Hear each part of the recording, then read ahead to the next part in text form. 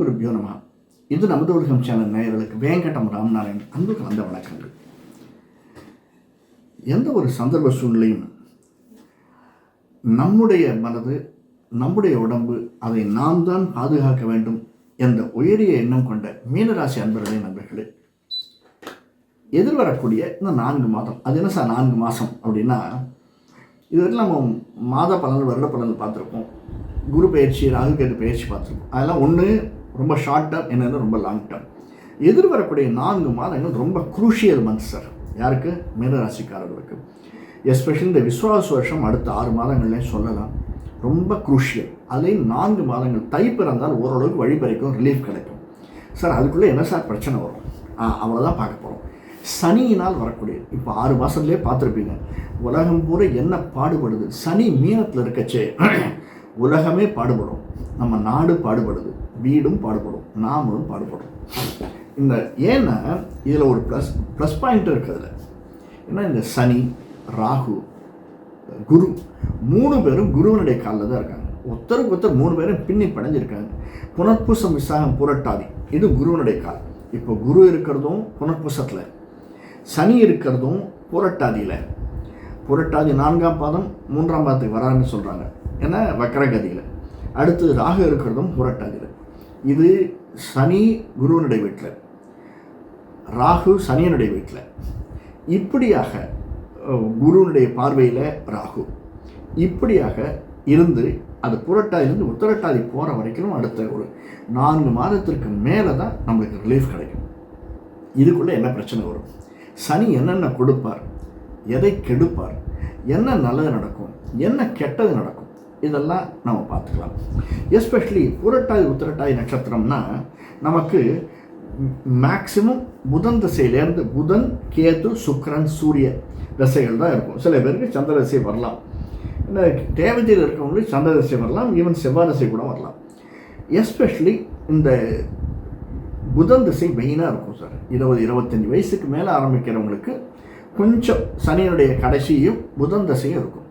புதன் திசை தான் இந்த உத்திரட்டாதி நட்சத்திரம், நிச்சயமாக புதன் திசை. புரட்டாதி உத்திரட்டாதி நட்சத்திரத்தில் இருப்பவர்களுக்கு புதன் திசை நல்ல ஏற்றத்தை தரக்கூடியதாக இருக்கும். 7 நாட்டு சனி தான் படுத்தல், பாடா படுத்தல். அதுவும் சனி திசைனா எப்படி இருக்கும் நினச்சி பாருங்கள். சனி திசையில் பிறந்தவங்களுக்கு புரட்டாதி நட்சத்திரக்காரங்க இப்போ சனி திசை எண்டாக இருந்ததுன்னா நல்ல லாபம் தான். 7 நாட்டு சனியாக இருந்தாலுமே சனி திசையினுடைய கிட்டத்தட்ட 1/3 2/3 போயிடுத்து அப்படின்னா, அந்த 1/3 சனி எங்கே இருக்காருன்னு பொறுத்து, இன்னும் குருவினால் பார்க்கப்பட்டாலும் சனி நமக்கு இருக்கக்கூடிய 3, 6, 8 எங்கே இருந்தாலுமே நல்ல பலனை தரக்கூடியதாக சனி திசை அமைந்திருக்கும். அதான் நான் சனி திசையில் இருப்பவர்களுக்குன்னு விட்டுட்டேன். அடுத்தது புதன் திசையில் இருப்பவர்களுக்கு மெயினாக நம்முடைய 4ஆம் வீட்டில் குரு இருக்கார். அவர் 5ஆம் வீட்டுக்கு அதிசாரமாக போகிறார். எங்கே இருந்தாலுமே குரு இருக்கிறது புனர்பூச நட்சத்திரம் தான், சனி புரட்டாதி நட்சத்திரம் தான். நம்முடைய 7ஆம் வீடான புதனுடைய வீட்டை சனியனுடைய பார்வை இருக்குது. அதனால் கணவன் மனைவிக்கு இடையே உள்ள சின்ன சின்ன பிரச்சனைகள் இருந்து வந்தாலுமே அந்த பிரச்சனைகள் எல்லாம் கொஞ்சம் சமாளிக்கக்கூடிய தைரியம் நமக்கு ரொம்பவே இல்லை சார். எப்படா இந்த பிரச்சனை தீரும் அப்படிங்கிற லெவலுக்கு வந்துட்டோம். இல்லைன்னு நான் சொல்ல வரல.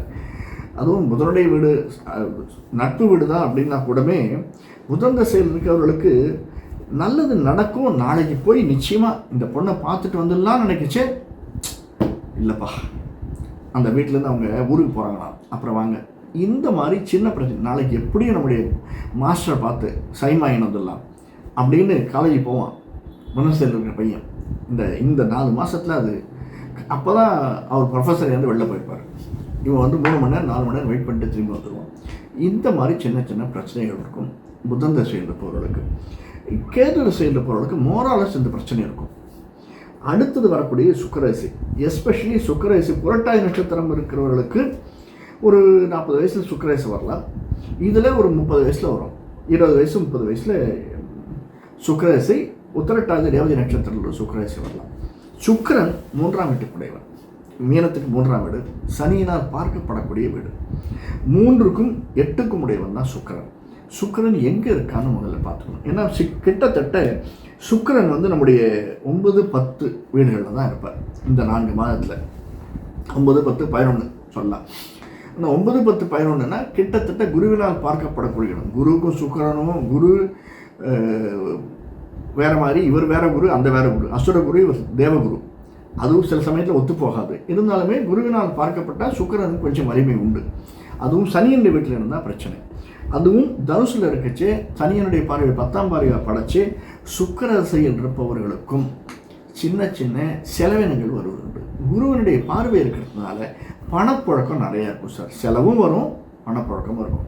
அது எப்படி சார் செலவும் வரும் பணப்புழக்கம் இருக்குன்னா, வீடு கட்டுறோம் அப்படின்னா நமக்கு செலவு தான், வீடு கட்டுறது செலவு. ஆனால் லோன் வாங்கி பணம் வாங்குறோம்ல இல்லையா?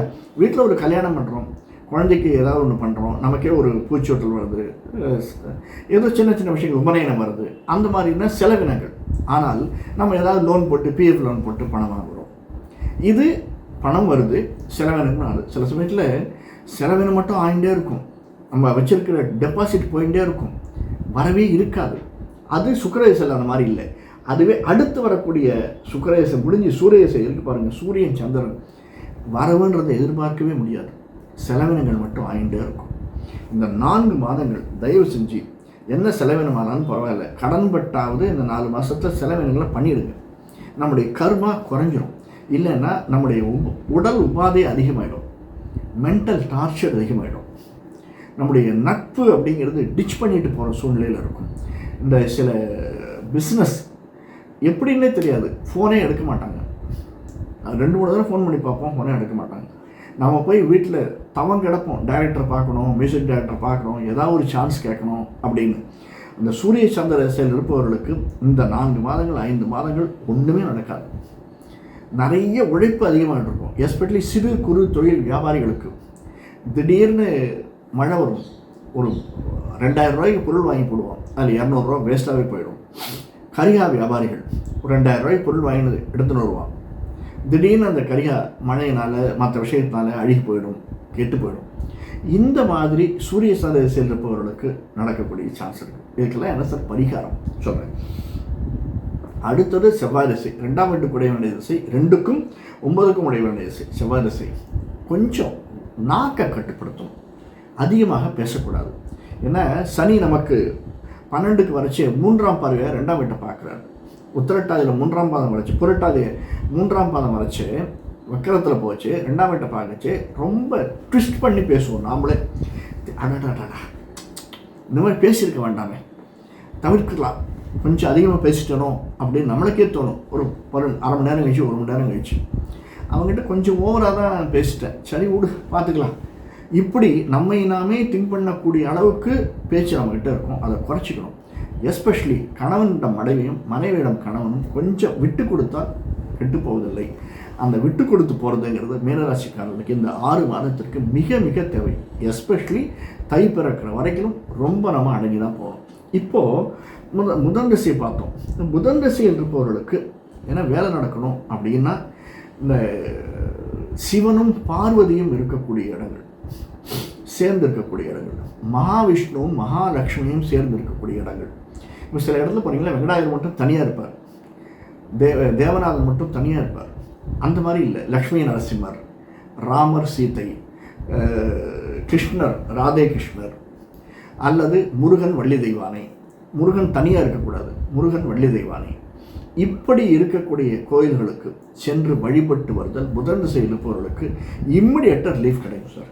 அதுவும் எஸ்பெஷலி கல்யாணம் ஆகாதவர்களுக்கு, தடைப்பட்டு போவர்களுக்கு, குழந்தை பெறாதவர்களுக்கு நிச்சயமாக இந்த தடைகள் இந்த சனி மாதத்தில் சனியனுடைய வக்கர கதியில் நமக்கு ரிலீஃப் கிடைக்கும். ஃபஸ்ட்டு அடுத்தது கேது திசை. கேது திசையில் இருப்பவர்கள் நல்ல உயர்ந்த இருக்கக்கூடிய ஸ்தானத்தில் இருக்கக்கூடிய நல்ல ஒரு, அதாவது இந்த உலகமே பாராட்டக்கூடிய இடத்துல இருக்கக்கூடிய கோயில்களுக்கு போய்ட்டுருக்கோம். அப்படின்னா என்ன, ஒரு ஸ்ரீரங்கமோ, ஒரு திருச்செந்தூரோ, ஒரு திருப்பதியோ, இந்த மாதிரி குருவாயூரோ, அல்லது மங்களூர், அல்லது சிவனுடைய ஸ்தலங்கள், நல்ல ஃபேமஸ் ஸ்தலங்கள், இந்த மாதிரி திருப்பதி, சிவனுடைய திருப்பதிகள், நவ திருப்பதி, அந்த மாதிரி இருக்கிற இடங்களுக்கு போய் வழிபட்டு வருதல். அதுவும் எஸ்பெஷலி இந்த கேது திசை என்னென்னா சனி ஞாயிறில் போயிட்டு சேவிச்சிட்டு வாங்க, நல்ல ரிலீஃப் கிடைக்கும்.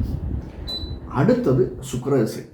இந்த சுக்கிரனுடைய இது பார்வை, சனியனுடைய பார்வை சுக்கிரனுக்கு இருக்கிறதுனால சுக்கிர திசையில் இருப்பவர்களுக்கு ஒரு நல்ல நிலைமை வரணும். தடைப்படுதல்ன்றது நிறைய இருக்கும் சார். எடுத்த காரியம் தடைப்படுதல், சனியினால் தடைப்படுதல் நிறைய இருக்கும். உடல் உபாதைகள் வரும், எதிர்பாராத உபாதைகள் வரும்.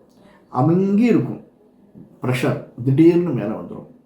கழுத்து வலி நிறைய வரும், மூட்டு வலி நிறைய வரும். நீர்னால் வரக்கூடிய பிரச்சனைகள், உடம்பில் உடல் உபாதைகள் நிறைய வரும். சுக்கிரதசை இருப்பவர்களுக்கு அதை மட்டும் பார்த்துக்கோங்க. அதுக்கு ரிலீஃப் வேணும்னா இந்த சின்ன தெய்வங்கள் வணங்கி வருதல், நம்முடைய எல்லை தெய்வங்கள், மெயினாக எல்லை தெய்வங்களை வணங்கி வருதல். அடுத்தது தன்வந்திரி, உடல் உபாதைகளை தடுப்பதற்கு தன்வந்திரியை வணங்கி வருதல், தன்வந்திரியை உபாசித்து வருதல். அல்லது இதுக்கெல்லாம் மேலே ஞாயிற்றுக்கிழமைகளில் மார்னிங்கோ ஈவினிங்கோ 4 to 8, மார்னிங் 6 to 8, ஈவினிங் அல்லது மார்னிங் சூரிய பகவானை வழிபட்டு வருதல், சூரியனுடைய ஸ்தோத்திரங்களை சொல்லி வருதல். இது நல்ல மேன்மையை கொடுக்கும் சுக்கிரதசையில் இருப்பவர்களுக்கு.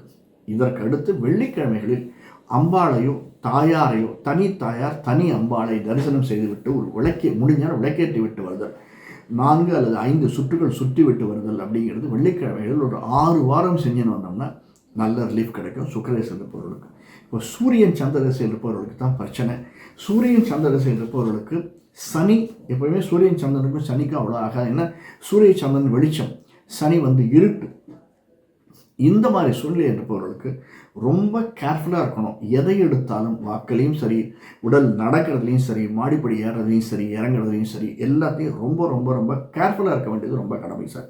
இவர்கள் என்ன செஞ்சிருந்தால் பிரச்சனை இல்லை அப்படின்னா, மெயினாக சனீஸ்வரன் கோயிலுக்கு சென்று வருது. ஒரு ஃபேமஸ் கோயில் திருநள்ளார் மாதிரி, இது திருக்கொள்ளிக்காடு மாதிரி, இந்த மாதிரி ரொம்ப திருவண்ணாமலை பக்கத்தில் ஒரு கோயில் இருக்குது, அங்கே கோயிலுக்கு போயிட்டு வருது. இதை விட இன்னொன்று, ஆஞ்சநேயரை வணங்கி வருதல். சனிக்கிழமைகளில் ஆஞ்சநேயரை வணங்கி வருதல், எஸ்பெஷலி சனி ஞாயிறுனா ராகு காலத்தில் ஆஞ்சநேயருக்கு விளக்கேற்றி வருதல் நல்ல ரிலீஃப் கிடைக்கும் சார். இது அடுத்தது. வீட்டில் எப்பயும் சப்தம் கேட்டுட்டே இருக்கிற மாதிரி ஒன்று ஒலி நாடா போட்டுருக்கலாம், அதை டிவியை போட்டுவிட்டு நல்ல ஸ்லோகங்கள் போட்டுக்கலாம்.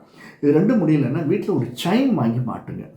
இல்லை வீட்டில் எப்போ பார்த்தாலும் ஓம் விநாயகாய நமக அப்படின்னு ஒரு சவுண்டு வந்துகிட்டே இருக்கும், ஓம் வெங்கடேஷாய நமக அப்படின்னு ஒரு ஒலி நாடாக வரும், அதை வாங்கி போடுங்க. அப்படி இல்லைன்னா சைனீஸ் சைம் இருக்குல்ல, நல்ல சவுண்ட் இருக்கிறதா சைம் வாங்கி கட்டுங்க.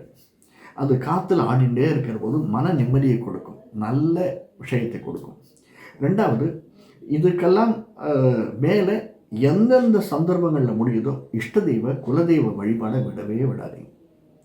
இஷ்டதெய்வ குலதெய்வ வழிபாடு, இஷ்டதெய்வத்திற்கோ குலதெய்வத்திற்கோ நம்ம எஸ்பெஷலி அபிஷேகம் பண்ணி வந்தோம்னு வச்சுக்கோங்க, 1 தடவை 2 தடவை ஒரு அபிஷேகம் பண்ணிட்டு வாங்க, நல்ல ரிலீஃப் கிடைக்கும்.